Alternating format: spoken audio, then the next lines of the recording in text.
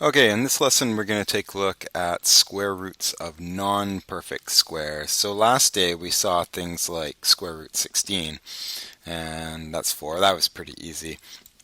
But today we're going to ask the question, what about the square root of 15 or the square root of 14? It's a perfect example of a what-if question. And now we're looking at things that aren't perfect squares. 14 and 15 aren't perfect squares. And that's because no two rational numbers multiply up to 15. And the square root of 15 itself, the answer to that is a irrational number. So as I said, the square root of 15 is not rational, irrational.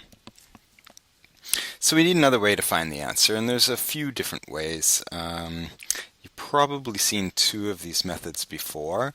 There's a third method I'll teach you, and there's actually another method in the book that's very confusing to work through, but very interesting, the math behind it as well. So let's take a look at that. And those will be new methods to find the answer. So option number 1. And really, with all of these options, we can't get an exact value of an answer because it's irrational. The decimal places go on forever, never repeat. So we're really just looking for an estimate to the answer. If you want the exact value of the square root of 15, you just write square root 15. So what I'm going to do next is really finding the answer, is really coming up with an estimate. So this part here is really just an estimate of the answer. Maybe I want it to know it to 1 or 2 or 3 or 4 decimal places, which is probably enough. So option number 1, very simple. Go and grab your calculator. And on your calculator, you need to find a symbol. It's fairly straightforward. The symbol looks like this, and we need to type in the square root of 15. And just to make sure we get the right thing, actually do this on your calculator once so you can make sure that your decimal places match up nicely with mine. But there you go. 3.87298334. I'm not 100% sure if that's a 6. And you should be able to answer the why is that a 6 or not. Before we move on to the next part, I don't know if that's a 6 at the very end. See if you can come up with the answer to that as well. That's the simplest. But if you don't have a calculator, we got to go on to a new kind of option. So perhaps last year you learned an option that's just estimating. And this is just using your brain and try to estimate what it is. So let's try to estimate the square root. We'll pick a bigger one because they're a little more interesting for estimating. So the square root of 115. So we know a couple of things. We know that if you tried to estimate this, it's got to be between a couple of perfect squares. So a little bit bigger than this is 11 times 11, which is 121. That's 11. And smaller than that is 10 times 10, which is 100, and it's somewhere in there, somewhere between 10 and 11 as an answer. Now, where is it between 10 and 11? Well, this is where the estimating comes in. You should be able to see that 115 is 15 away from 100, but only 6 away. So we're asking how far away is 115. It's 15 away from 100 and 6 away from 121. So it's a lot closer to 11 than it is to 10. So when you go and make your guess, don't say 10.5 or 10.1 for sure. It's closer to 11.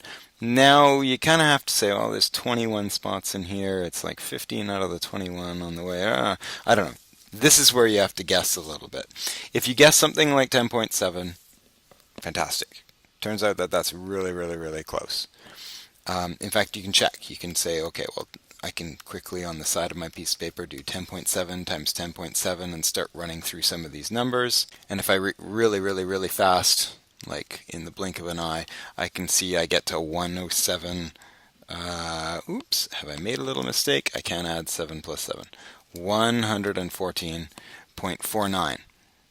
So I'm really close to my 115. So it's just a little bit bigger than 10.7 times 10.7.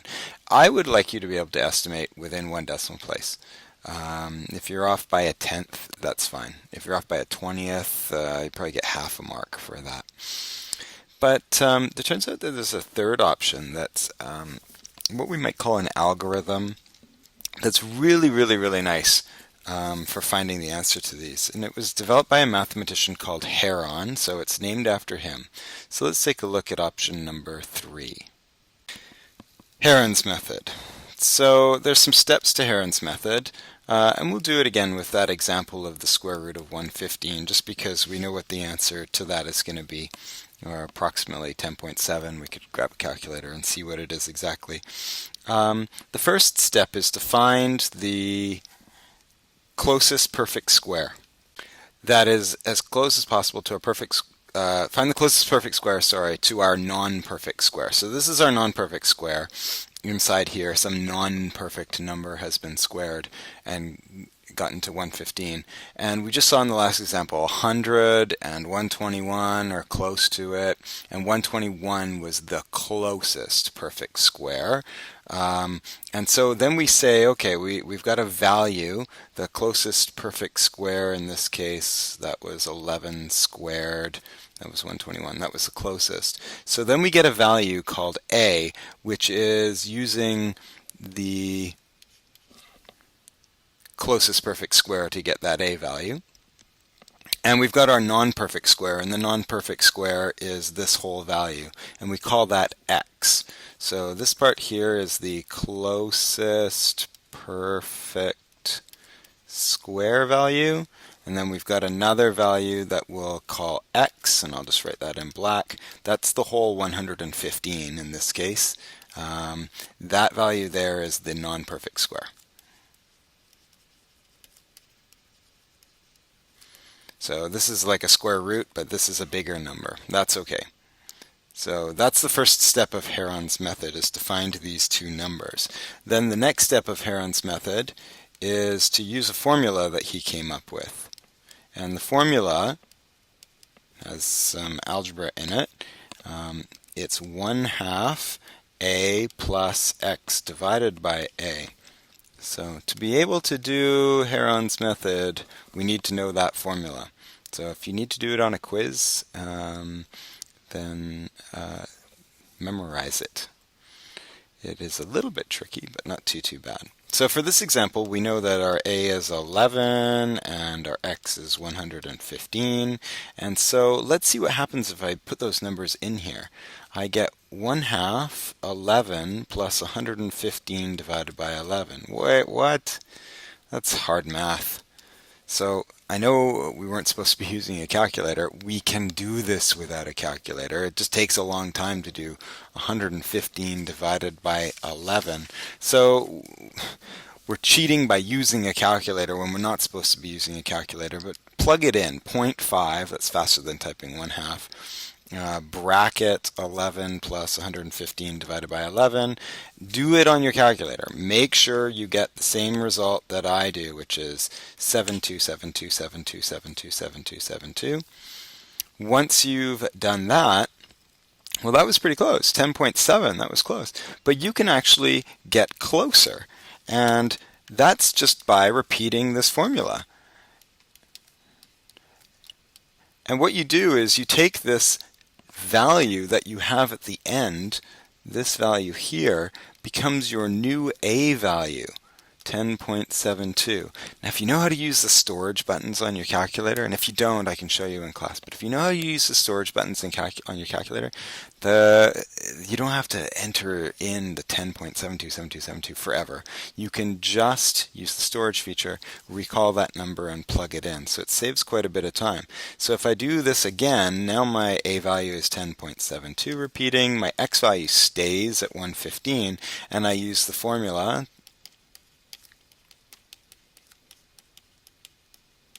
Again, if you have the storage button, this really works well. And if you crunch this through, we actually get a better estimate. And the more times you repeat this formula, the closer and closer and closer and closer Heron believes that you'll get to the actual answer. So if I crunch this through, this is what I get. about 10.7. Oh, it's still a 2. Now 3, 8. I don't need too many more decimal places. There it is to about, well, what it looks like 4 decimal places. And as I said, just repeat the formula as much as you want. There is another formula. It's in the textbook or in your workbook. It's quite complicated. If you want a little bit of a challenge, you can go and try and work your way through a couple of examples on that. I don't believe there's any homework, and I won't give you any questions that necessarily need that.